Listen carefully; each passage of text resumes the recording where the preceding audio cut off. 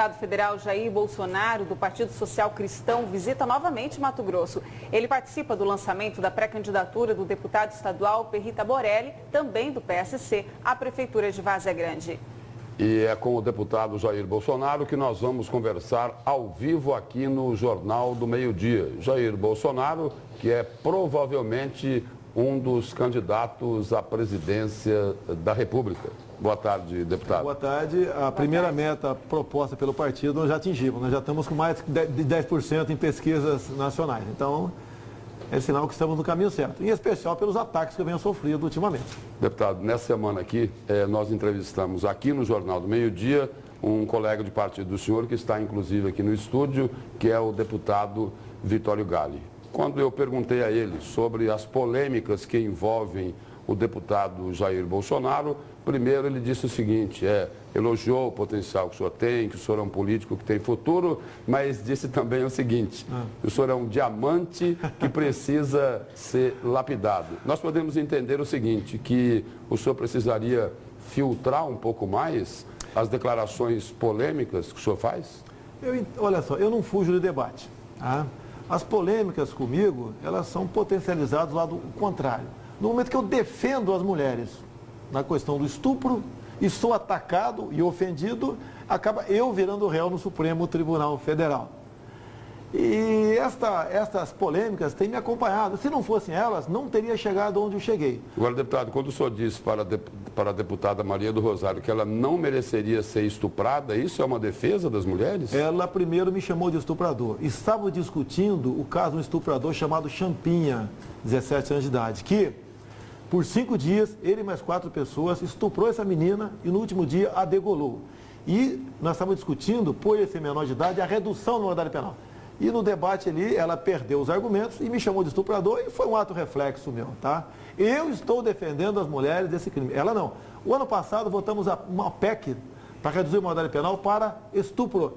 Ela votou contra essa PEC. Quem é que está defendendo as mulheres do estupro? Eu ou ela?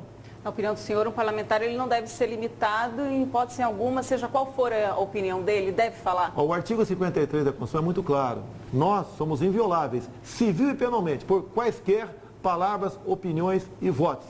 Isso tudo aconteceu dentro da Câmara. Lamentavelmente, o Supremo não entendeu dessa maneira.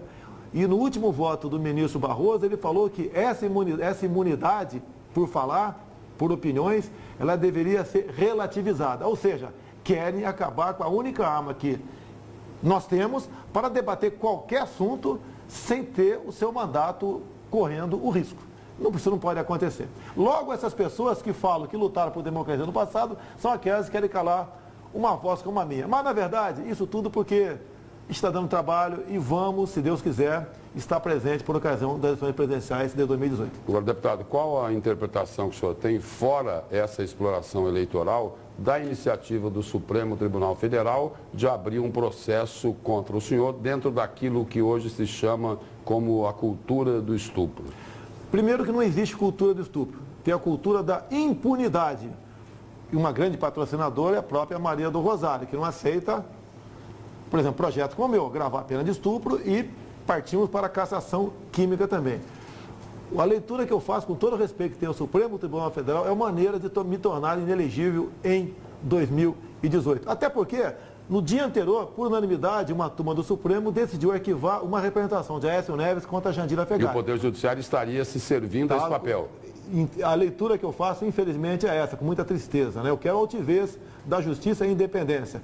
E essa questão onde a Jandira Fegali, no seu Facebook, ela falou que o Aécio Neves tinha que se explicar sobre os 500 quilos de cocaína naquele helicóptero. Tinha nada a ver com a atividade parlamentar. O Supremo entendeu que sim, tinha a ver com a atividade parlamentar, tanto é que arquivou o processo dela e o meu formava em réu. Isso é uma prova inconteste, em menos de 24 horas, que existe a perseguição política e tem intenção exatamente de me tornar inelegível em 2018. Depois de tanta polêmica, então, dessa perseguição, o senhor se arrepende de ter dito ou pretende aí filtrar as opiniões? Eu costumo dizer que o soldado que vai à guerra e tem medo de morrer é um covarde. Vou continuar usando a minha arma, que é a minha voz. O dia que tiver que raciocinar o que vou falar para você num debate, eu estou fora da política nacional. Vou criar galinha, talvez, lá no Rio de Janeiro e cuidar da minha vida. Deputado, falando em soldado, falando em guerra, tem outra polêmica, né? a polêmica que diz respeito ao processo que foi aberto agora na Comissão de Ética da Câmara dos Deputados, que envolve aquele pronunciamento do senhor no plenário da Câmara, quando o senhor fez uma defesa intransigente do coronel Brilhante Ustra, que foi reconhecido pela Justiça como um torturador do regime militar. Apenas uma correção. Ele nunca foi reconhecido pela Justiça como um torturador. Quem o acusou de torturador a primeira vez foi a senhora Beth Mendes, viva até hoje. Beth Mendes entregou a VAR Palmares de Dilma Rousseff, de Carlos Lamarca, que fizeram barbaridade no nosso país. Hoje em dia, na mesma linha como estão me acusando de fazer apologia a um torturador. Quem elogia Dilma Rousseff, muitos elogiam, estão fazendo apologia ao terrorismo também. A lei da anistia está aí. Ambos foram anistiados. Nada podemos falar da vida pregressa dele com o intuito de puni-los de uma forma ou de outra. Agir dessa maneira e continuarei defendendo a verdade sobre o período militar. E dentro dessa verdade está o herói chamado Carlos Alberto Brilhante Ustra. Por que ele merece ser homenageado, deputado? Quais foram suas ações? Vamos lá? Em 1970, ele entrou no DOI-CODE como major em São Paulo. E nós estávamos vivendo, o teu avô, se tiver avô vivo ainda, converse com ele, vivíamos momentos terríveis no nosso país. Onde sequestro de aeronaves, bombas em quartéis, execuções de policiais nas ruas, assaltos a bancos, vivíamos nisso aí. E esse pessoal que fazia isso era treinado em Cuba, Coreia do Norte e na China comunista. E nós tínhamos que botar um ponto final nisso, que a sociedade exigia o fim disso. E esse coronel participou, então, ao esse elemento serem preso, do respectivo interrogatório deles, para que, ao eles confessarem, nós colocamos um fim no terrorismo que ameaçava a nossa democracia. Esse foi o papel do coronel. E o livro que eu tenho para apresentar para todo mundo é o conhecido como A Verdade Sufocada. O livro que a esquerda não quer que o povo tome conhecimento. E você ali tem fatos, você não tem narrativas, nem testemunhos de pessoas dizendo que foi torturada para ganhar uma indenização, conhecida como Bolsa Ditadura. São pessoas que realmente, o testemunho de fatos que aconteceram e a ação gloriosa do nosso Exército Brasileiro para que o Brasil voltasse à normalidade. Como está hoje, um pouco ameaçada, mas está numa normalidade ainda.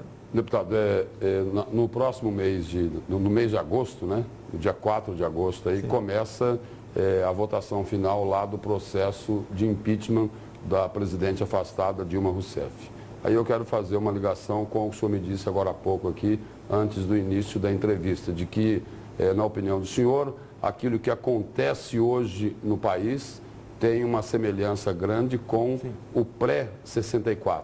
O senhor está querendo dizer aí que existe o risco de um golpe no país? Primeiro que não houve golpe. Quem caçou o João Goulart foi o Congresso Nacional no dia 2 de abril de 64. Tá? E quem elegeu o Castelo Branco foi o Congresso Nacional com o voto de Ulisses Guimarães, 11 de abril de 64. Ele só tomou posse dia 15. Os livros de história falam golpe de 64. Mas os livros do MEC é que faz a cabeça da molecada por aí. A molecada está completamente desinformada. As universidades hoje em dia estão formando militantes de esquerda. O marxismo cultural está lá dentro. E nós não queremos isso daí. Agora, temos aqui dentro 14 mil cubanos, mais de 30 mil haitianos em São Paulo, a comando do MTST. Temos o MST aqui fora também, estão muito bem armados. E eu entendo, se Dilma Rousseff ficar, vai ser uma desgraça para o país. E se ela sair, peço a Deus para estar errado, mas acho que eles podem nos lançar novamente numa luta armada, como fizeram em 1966. Tá, outro fato que pode virar história e a população pode ter novidades na semana que vem sobre o processo de cassação do Eduardo Cunha. O senhor acredita que isso vai se protelar por mais tempo? Vai se protelar. Ele é uma pessoa bastante inteligente, estudiosa e influente. Eu espero, além de outras coisas, né, deputado? E outras coisas. Eu só espero que o processo dele chegue a plenário depois de decidido a questão do impeachment. Que queiramos ou não, ele foi o homem do impeachment. Sem ele, não teríamos afastado Dilma Rousseff. Queiramos ou não. Se não fosse ele, não teríamos aprovado a PEC da Bengala, aquela que os ministros se aposentam não mais com 70, mais com 75 anos, e caso o Dilma viesse a continuar, eles botariam mais 3 dentro do Supremo Tribunal Federal. Imagine o Supremo Tribunal Federal com o ex-ministro Cardoso lá dentro. Deputado, acabou a justiça. O fato que o senhor colocou aí agora, de que Eduardo Cunha foi o homem do impeachment, isso daí explica aquele encontro, domingo passado, na calada da noite, entre Eduardo Cunha e o presidente interino Michel Temer? Tem uma coisa mais por aí? grave, explica, sim, mas tem uma coisa mais grave que aconteceu essa semana dentro do Supremo Tribunal Federal. Decisão deles. Se não tiver vaga em presídio, quem for condenado a uma pena em regime fechado vai para o semiaberto. Quem tiver no semiaberto vai para o domiciliar. Está na cara que os condenados do Petrolão, caso sejam condenados, com toda certeza eles não cumprirão qualquer pena atrás das grades. Esse, infelizmente, é o recado que o Supremo deu essa semana, relativizando a questão da prisão pelo fato de elas estarem superlotadas. Mas eu vou insistir. Qual a leitura que o senhor faz desse encontro fora da agenda à noite de Eduardo Cunha e Michel Temer? Olha, tem muita gente, pessoa importante, que está no Petrolão, mas que o nome não veio a público ainda. E o testemunho, a delação de Marcelo Odebrecht vai atingir gente fora do Poder Legislativo, com toda certeza. E uma possível delação de Eduardo Cunha aterroriza a República. Eu não acredito que ele faça isso daí. Mas se a não fosse ser que no caso de fazer. Ele só poderia fazer algo se a filha dele realmente fosse atrás das grades, como fez o Pedro Correia, por ocasião da possibilidade da filha ser condenada a alguma coisa, ele resolveu entrar na delação premiada. Deputado, obrigado pela presença, pelas informações do senhor e boa estada aqui em Cuiabá, Várzea Grande, Mato Grosso. Muito obrigado. Muito obrigada, deputado.